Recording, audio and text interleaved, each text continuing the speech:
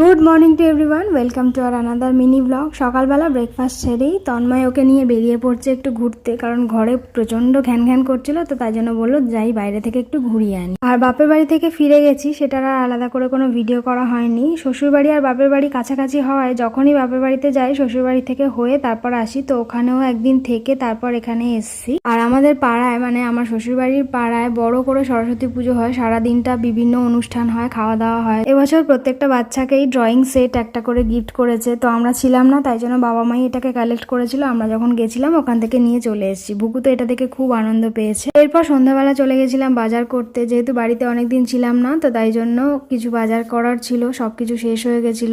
আর ওখানে গিয়ে যথারীতি ও তো বদমাইশি করতে শুরু করে দিয়েছে। এখন তো ওকে নিয়ে যেতেই ভয় পায়, কারণ এটা ধরে টেনে ওটা ধরে টেনে সবকিছু ফেলে দেয়। তবে দুঃখের বিষয় কিছু নিতে পারিনি, কারণ তোমরা জানোই যে সুপার মার্কেটে ওরা প্লাস্টিক দেয় না, আমরা বাড়ি থেকে নিয়ে যাই। আজকে নিয়ে যেতেই ভুলে গেছি।